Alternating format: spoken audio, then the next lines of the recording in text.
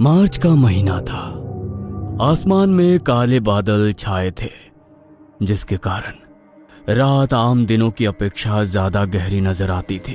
Truck driver Puran Singh अपने helper Guddu के साथ ट्रक लेकर निकल पड़ा था। पूरन भैया, मालिक को माल अर्जेंट चाहिए, कल सुबह तक माल डिलीवर करना है। हाँ हाँ ठीक है, सबको जल्दी ही रहती है, देखते हैं, कोशिश करते हैं। पूरन ने ट्रक की स्पीड बढ़ाई और ट्रक हवा से बातें करते आगे बढ़ने लगा। अरे ये क्या, इधर तो पुलिया टूटी हुई है, अपना ट्रक लोडेड है, इधर से जाना ठीक नहीं रहेगा। अभी क्या करें? फिर वो जंगल वाला रास्ता ले लेता हूँ, थोड़ा सुनसान है लेकिन कोई बात नहीं, और हमें जल्दी भी है। ट्रक ने रास्ता बदल लिया था। पूरन अब जंगल की बीच से होकर गुजर रहा था। ये रास्ता काफी सुनसान नजर आ रहा था। दूर दूर तक कोई गाड़ी नजर नहीं आ रही थी। अचानक उनकी नजर बगल में खड़े एक जर्जर ट्रक पर पड़ी। भैया, यहाँ जंगल में ट्रक खड़ा है, लगता है एक्सीडेंट का केस है। बड़ा भयानक एक्सीडेंट हुआ है लगता है, ट्रक के परखच्चे उड़ गए हैं। लेकिन ये ट्रक की लाइट जल रही है। मैं उतर कर देखूं क्या, कोई अंदर है तो नहीं, पता नहीं कोई इधर से गुजरा हो या नहीं। तो इतनी रात को जंगल में उतरना ठीक नहीं है, तो चल, आगे कोई चौकी होगी तो खबर कर देंगे, पुलिस अपने आप देख लेगी। पता है ना, ऐसे रास्तों पर लुटेरे भी ताक लगाए बैठे रहते हैं। पूरन ने ट्रक आगे बढ़ा दिया। कुछ ही दूर चले होंगे कि अचानक ट्रक का टायर पंचर हो गया और जोरदार धमाके के साथ ट्रक वहीं रुक गया। अरे भैया, लगता है टायर गया। अरे अब क्या होगा, ये तो पंचर हो गया। अरे बदल लेते हैं टायर, और क्या, चल नीचे आ, इसमें इतना क्या हल्ला करना। दोनों नीचे उतरते हैं और टायर बदलने लगते हैं। भैया, आपने ये आवाज सुनी? ऐसा लग रहा है कोई गुनगुना रहा है। इतने घने जंगल में आधी रात को कौन गुनगुनाएगा? वैसे तो इतना सन्नाटा था, कोई आदमी क्या, परिंदा भी पर मारता नजर नहीं आया पिछले आधे घंटे से। जाने देना, अपने काम पर ध्यान लगा, कोई होगा। पूरन के समझाने के बाद भी बार बार गुड्डू का ध्यान उसी आवाज की ओर जा रहा था। अचानक उसे एहसास हुआ, ट्रक के पिछले टायर के पास कोई काला साया खड़ा हुआ है। भैया, पीछे देखो, कुछ तो है उधर। मुझे बहुत डर लग रहा है। अरे मैंने बोला ना, काम पर ध्यान लगा, जल्दी खत्म करके निकलते हैं यहाँ से, ज्यादा इधर उधर मत देख। कुछ ही देर में टायर बदल गया। जैसे ही वो दोनों उठकर खड़े हुए, उन्हें एहसास हुआ कोई उनके बेहद नजदीक से हवा की तरह गुजर गया हो। भैया, अभी यहाँ कुछ था, मेरे बिल्कुल पास से निकला है। चल बैठ, निकलते हैं यहाँ से। पूरन ने गुड्डू को बैठाया और फिर से ट्रक भगा दिया। भैया, मैं झूठ नहीं बोल रहा था, सच में था वहाँ कुछ। ये जगह सही नहीं है, मुझे लग रहा है चाहे लंबा रास्ता ले लेते, लेकिन हमें यहाँ नहीं आना था। मैं जानता हूँ वहाँ कुछ था, लेकिन मैंने जानबूझकर उधर ध्यान नहीं दिया। जो तू महसूस कर रहा था वो मैं भी महसूस कर पा रहा था। उधर देख, शीशे में मुझे अभी भी कोई ट्रक के पीछे दौड़ता नजर आ रहा है। पूरन की बात सुनकर गुड्डू ने बैक मिरर में देखा, एक डरावना सा काला साया उनकी ट्रक के पीछे दौड़ता हुआ आ रहा था। अब तो गुड्डू के होश उड़ गए थे। भैया, कुछ करो, मुझे बहुत डर लग रहा है, मैं मरना नहीं चाहता। भैया चुपचाप बैठा रहे, वो हमें डराने के लिए ही ये सब कर रहा है। भरोसा रख, कुछ ना होगा। ये काले साए आत्मा, इनकी ताकत हमारा डर है। अगर डर गया तो ये हावी हो जाती है। बस खुद को मजबूत बनाए रख, समझ गया? पूरन की बात मानकर गुड्डू चुपचाप ट्रक में बैठा रहता है। थोड़ी देर बाद गुड्डू ने देखा, ट्रक के पीछे दौड़ता वो काला साया अचानक ही गायब हो गया है। जिसे गायब देख अब गुड्डू की जान में जान आ गई थी। अभी वो 2-3 किलोमीटर ही आए होंगे कि एक बार फिर झटके देकर उनका ट्रक बंद पड़ जाता है। ये फिर से बंद क्यों हो गया? मुझे लग रहा है आज हमारा दिन ही खराब है। मैं ट्रक से नीचे नहीं आऊंगा भैया, चाहे जो हो जाए, सुबह तक यहीं बैठते हैं हम। अरे उतर कर देखते हैं ना, क्या परेशानी है? गाड़ी है, बिगड़ जाती है कई बार। तू कब से इतना डरपोक हो गया? दोनों नीचे उतरकर देखते हैं, लेकिन उन्हें कुछ समझ नहीं आ रहा था कि ट्रक में खराबी क्या हुई है। अचानक पीछे से एक ट्रक का हॉर्न सुनाई पड़ता है। भैया, लाइट नजर आ रही है, कोई ट्रक आ रहा है, हम मदद मांगते हैं। गुड्डू सड़क के बीच आकर हाथ हिलाने लगता है, लेकिन पीछे से आ रहा ट्रक बार बार उन्हें हॉर्न दे रहा था। कुछ ही पलों में ट्रक बिल्कुल नजदीक आ गया था। पीछे आ रहे ट्रक को देखकर गुड्डू की आंखें खुली रह जाती हैं। ये तो वही ट्रक है ना जो वहां खड़ा हुआ था। इसका तो एक्सीडेंट हुआ था, इसकी हालत देखो, पुर्जा पुर्जा बिखर चुका है, लेकिन ये चल कैसे रहा है?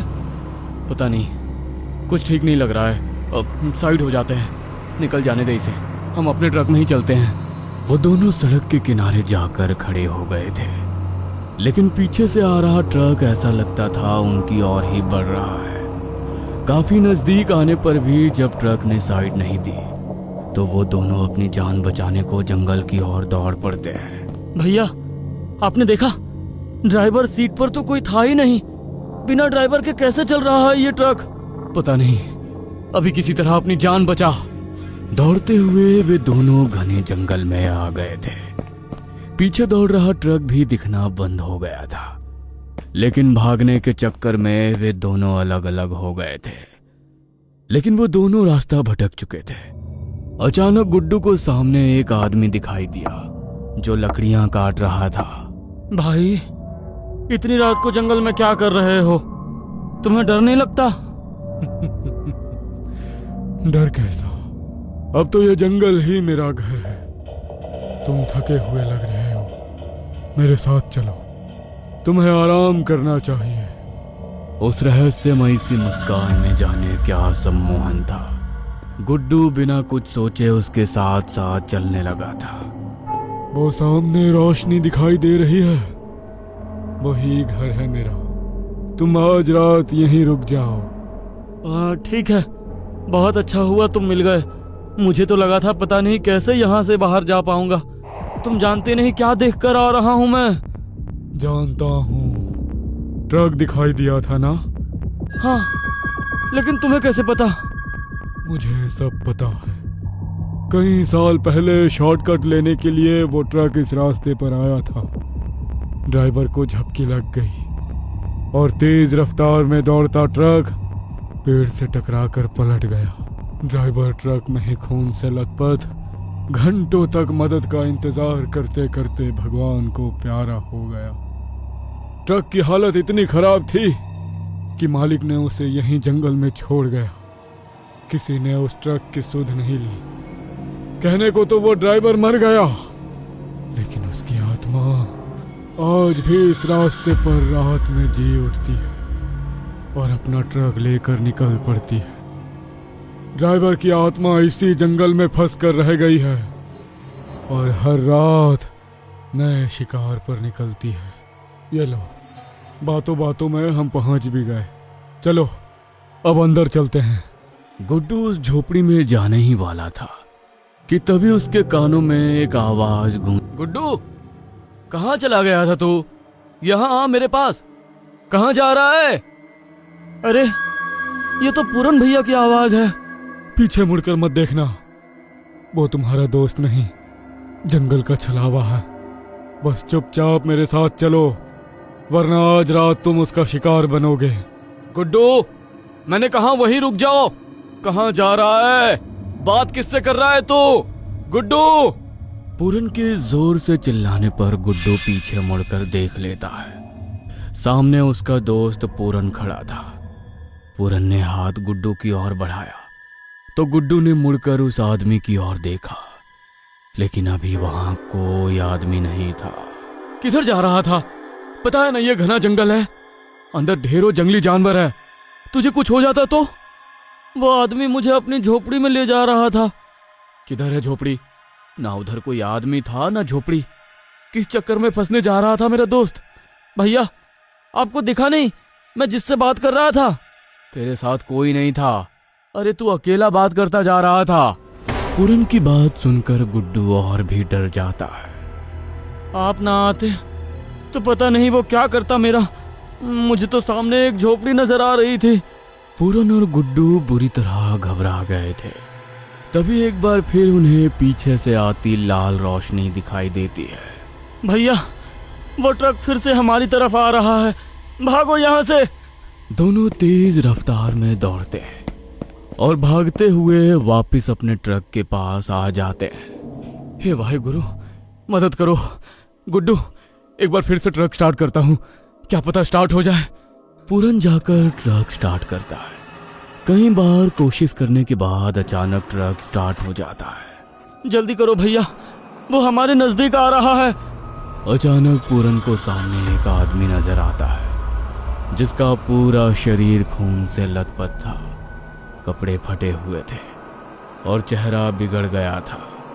ये कौन है? यहाँ कैसे आ गया? पीछे वो ट्रक है, आगे ये आदमी खड़ा है। क्या करूं?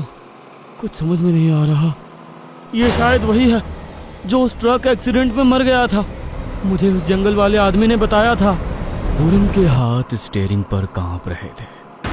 आगे खून से लथपथ वो आदमी खड़ा था और पीछे से हॉर्न बजाता हुआ वो भयानक ट्रक उनकी तरफ बढ़ता चला आ रहा था। भैया, कुछ करो, नहीं तो आज हम नहीं बचेंगे। पूरन की आंखों में डर था, लेकिन अचानक उसने गहरी सांस ली और खुद को संभाला। गुड्डू, डरना मत। याद है मैंने क्या कहा था? इनकी ताकत हमारा डर है, अगर हम डर गए तो सब खत्म। पूरन ने एक झटके में एक्सीलेटर दबा दिया। भैया, पागल हो गए हो क्या? सामने आदमी खड़ा है, क्या पता सच में कोई घायल ही हो जो मदद मांगने आया हो। हम किसी को इस तरह मार नहीं सकते। वो आदमी नहीं है, वो हमें रोकने का जाल है। ये सब छलावा है गुड्डू। और अगले ही पल ट्रक सीधा उस खून से लथपथ आदमी के आर पार निकल गया। गुड्डू की चीख निकल गई, लेकिन जैसे ही उन्होंने पीछे मुड़कर देखा, वहां कुछ भी नहीं था। ना कोई आदमी, ना खून। पीछे वाला ट्रक और भी करीब आ चुका था। उसकी लाल लाइट्स पूरे जंगल को खून जैसा रंग दे रही थी। अचानक पीछे आ रहे ट्रक ने पूरन के ट्रक को टक्कर मारी और जोरदार झटके से पूरन और गुड्डू का सर सामने शीशे में जा लगा। शीशे पर खून ही खून फैल गया। झटके के कारण शीशे के कुछ टुकड़े टूटकर उनके चेहरे पर आ धंसे थे, जिससे दोनों दर्द से कराह रहे थे।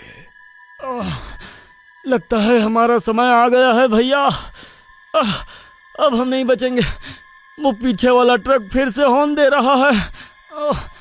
अचानक पूरन को सड़क के किनारे एक छोटा सा मंदिर दिखा, जिसमें टिमटिमाता हुआ दिया जल रहा था।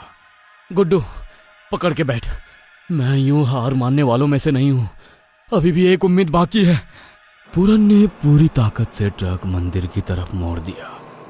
ऊबड़ खाबड़ रास्ते को पार करके कच्चे रास्ते से होकर किसी तरह ट्रक मंदिर के पास पहुंच गया। अचानक एक तेज रोशनी चमकी और पीछे से आ रहा वो भूतिया ट्रक जोरदार धमाके के साथ गायब हो गया। सब कुछ एकदम शांत। अब सिर्फ उनकी सांसों की आवाज सुनाई दे रही थी। पीछे वाले ट्रक का हॉर्न शांत हो चुका था। भैया, वो चला गया। भगवान ने हमें बचा लिया। पूरन ने धीरे से पीछे देखा। सड़क खाली थी, कोई ट्रक नहीं, कोई साया नहीं, बस चारों ओर सन्नाटा पसरा हुआ था। दोनों बुरी तरह घायल थे। किसी तरह हिम्मत करके ट्रक से नीचे उतरे और सुबह होने तक मंदिर के पास ही रुक गए। दर्द से बेहाल वो दोनों मंदिर के फर्श पर ही बेसूद लुढ़क गए। अगली सुबह जब उनकी आंख खुली, अपने ट्रक की हालत देख उनके होश उड़ गए। भैया, ट्रक के पहिए बुरी तरह डैमेज हैं। ट्रक की हालत देखकर मुझे यकीन नहीं होता कि टक्कर के बाद कैसे हम इस मंदिर तक पहुंचे। ये ट्रक नहीं, आपके विश्वास की वजह से आज हम जिंदा हैं। आपने हार नहीं मानी। मैंने तो बहुत पहले ही डर से अपनी मौत को स्वीकार कर लिया था।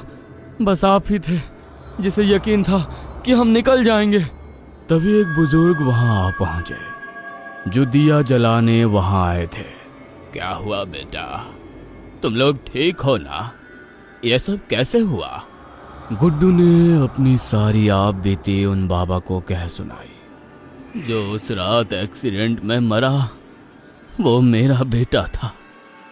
फिर मुझे पता चला कि आधी रात के बाद कहीं लोगों को उसकी रूह दिखाई देती है। मैंने हवन पूजा कराई लेकिन कोई लाभ नहीं हुआ।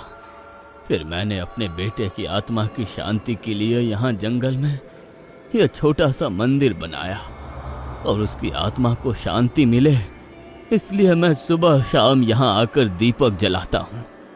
आज तुम्हारी कहानी सुनकर यकीन हो गया कि शायद मेरी प्रार्थना में कुछ तो शक्ति जरूर है जिसने तुम दोनों को जीवन दान दे दिया। भगवान की कृपा रही कि गुड्डू और पूरन बच निकले। लेकिन कहते हैं दूधवा के जंगलों में आज भी आधी रात के बाद लाल रोशनी वाला एक ट्रक जंगलों में शिकार को निकलता है और अगर कोई उसकी हेडलाइट में आ जाए तो वो कभी वापस नहीं लौटता।